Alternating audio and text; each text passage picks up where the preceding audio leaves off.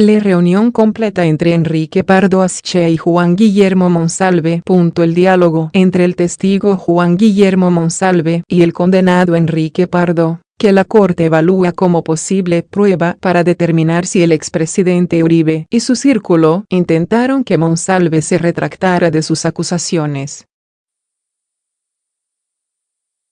A ese señor lo van a soltar. Con esta frase empieza la conversación que el testigo Juan Guillermo Monsalve sostuvo con el condenado Enrique Pardo Asche el pasado 22 de febrero en la cárcel de La Picota, que se ha convertido en el punto de partida de la investigación abierta por la Corte Suprema de Justicia contra el expresidente Álvaro Uribe por los presuntos delitos de soborno y fraude procesal. En criterio de la Corte, ese diálogo ratifica que sí hubo intentos por hacer retractar al testigo estelar contra Uribe. El espectador conoció la grabación completa del encuentro entre Juan Guillermo Monsalve y Enrique Pardo Asche. A pesar de las dificultades técnicas de audio, porque se hizo con un reloj grabadora que Monsalve recibió de su esposa Deyanira Gómez para que lo hiciera, la conversación de 16 minutos permite escuchar cómo Pardo Asche, de manera insistente, le advierte a Monsalve que lo mejor es que se ponga del lado de Uribe, al tiempo que resalta que, si se llega a retractar, lo pueden ayudar los abogados más poderosos del país. La conversación empieza con un comentario de Pardo manifestándole que se equivocó con el abogado Cadena, porque van a soltar a ese señor. Cuando Monsalve le pregunta a Santiago, Pardo asiente y, tras una breve pausa, afirma: a Uribe ni siquiera lo van a tocar. Al tipo lo van a soltar. Y segundos después añade: nadie se va a poner a joder con esa gente ya, una vez que esa gente se monte en el país, no vuelve a mirar para atrás. Cuando arranque ese país, el que se quedó atrás, se quedó atrás. A ese comentario, Juan Guillermo Monsalve responde que va a estar complicado y que el domingo casi se pone a llorar.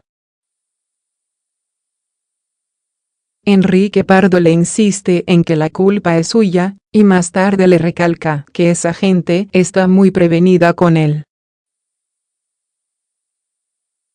Entonces el diálogo se vuelve a enfocar en Santiago, Uribe, y Pardo expresa demostrando que habla por terceros.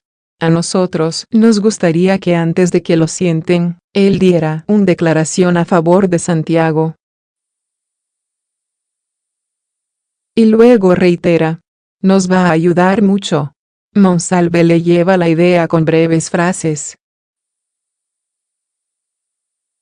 Enrique Pardo le recuerda a su interlocutor que ha estado muy bien hasta ahora, pero también le advierte lo que puede pasar a raíz de las elecciones. Si sale la izquierda y hace lo de la JEP, pues eso es otra cosa. Pero la izquierda va para abajo, pero con toda. El pobre Cepeda va a quedar, pero en la olla. Y después agrega: entonces, usted lo que debe hacer es pasarse para el lado de este señor, que él lo va a tener en cuenta después. Monsalve le contesta: yo que conozco tanto a Uribe y eso, yo sé que después me va a dar esgarrote. Ante ese comentario, Pardo es enfático en decirle: nadie lo va a matar ni que putas. Pero sí le va a ir mucho mejor porque está con el presidente. Luego descalifica a Iván Cepeda, a lo cual Monsalve responde con un interrogante: ¿pero qué podemos hacer ahí o qué? Entonces Pardo Asche le dice: si quiere bajamos los dos, y después le habla del abogado. Lo elogia, le dice que es joven y tiene mucha plata, Le pregunta si le vio los relojes y que cuando salió tenía un poderoso esquema de seguridad, con carros de 500 millones de pesos y camionetas detrás. El testigo Monsalve añade que no era por seguridad de Lombana, a lo que Enrique Pardo replica: no, Lombana también tiene sus vainas. Yo con Lombana no he hablado nada, pero yo sé que es como si fuera el papá. Segundos después Pardo asegura que es íntimo amigo suyo, que se va a casar con su sobrina, y que si quiere se pueden sentar a hablar con él de una vez. Pero cuando le pregunta Monsalve, y su interlocutor le contesta: dígame, esta tarde él viene porque la vaina de ese señor es en estos días. De manera reiterativa, Pardo le manifiesta: si eso es antes, se retracta y eso sale, cuando este señor salga lo va a tener en cuenta. Monsalve replica: eso es verdad, si no va a comer mierda uno. Pardo repite la misma frase y luego recalca: entonces aproveche. Mire, yo le digo, Dios para ellos es Uribe. Por unos momentos Monsalve y Pardo critican a un tercero que urgía en que firmara como fuera, hasta que Pardo concluye: entonces usted me dirá. Y después agrega: si yo fuera usted, me pasaba pa'l otro lado. En tono convincente, Pardo le plantea una disyuntiva: ¿a usted qué le importa ahora declarar a favor del uno o a favor el otro? Dígame. Monsalve, siempre llevando la conversación, comenta: donde yo me llegue a retractar eso me meten. Una fracción de pausa y afirma: eso sería bueno hablarlo con él, abogado. Y después aporta su propia aspiración: eso es lo que yo le digo, de 8 a 11 años. Pardo elogia al abogado Lombana, Monsalve añade que tiene el contrapeso del abogado Granados, y Pardo le da su comparación. Enseguida, a manera de conclusión dice: entonces lo que podemos hacer es que vengan ambos, que se siente usted con Lombana y con el otro, Cadena, yo los llamo ya y les digo. Entonces Juan Guillermo Monsalve pregunta: ¿cuándo vienen? Y Pardo responde: lo más pronto posible. A los dos, y usted asegura un par de cositas. Ante este comentario, Monsalve expresa: sí, yo necesito una garantía, y Pardo asevera: ¿quiere saber cómo va a ser la garantía?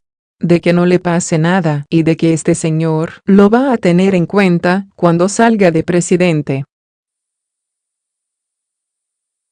Ahí termina la conversación conocida por este diario.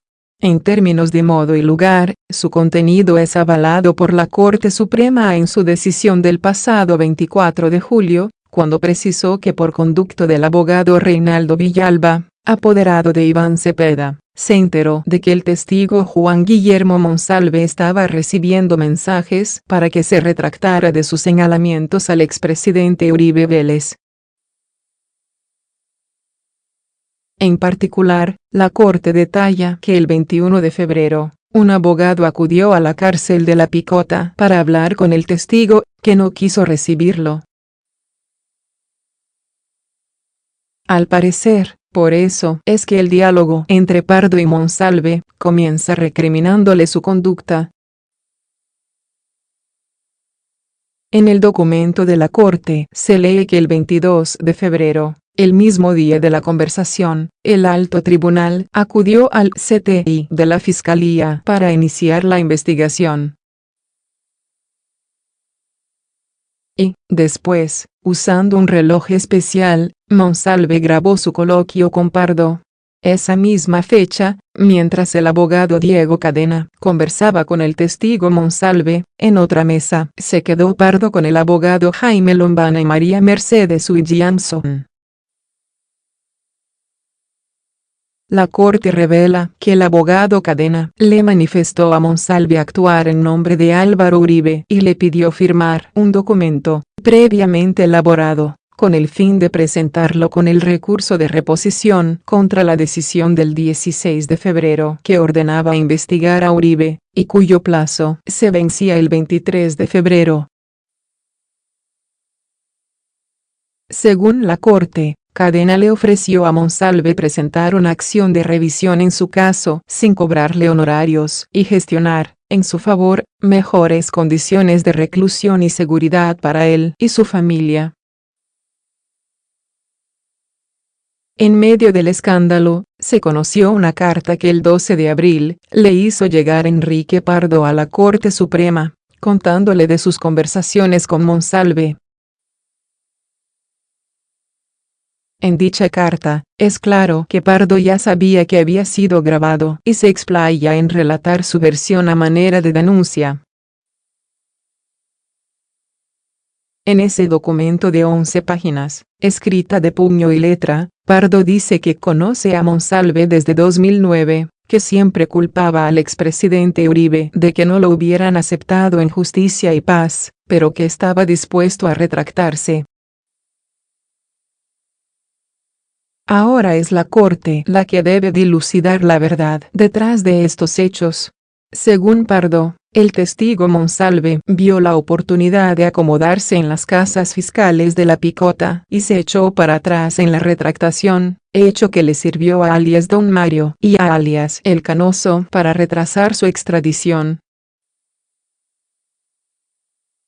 Tanto Pardo como estos exparamilitares, y en general todos los personajes del capítulo Monsalve en La Picota y los abogados buscando su vuelta de tuerca en el escándalo, son piezas de un rompecabezas judicial que está lejos de terminar.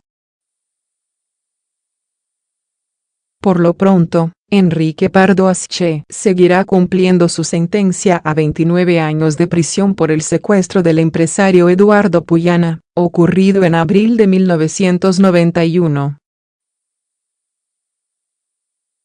12 años después, en septiembre de 2003, la Corte ratificó la decisión en la que se lee que los captores de Puyana, suegro del expresidente Andrés Pastrana, exigieron 800 millones de pesos por su liberación, pero en abril de 1993 apareció su cuerpo sin vida con un disparo en el cráneo, en Samaná, Caldas.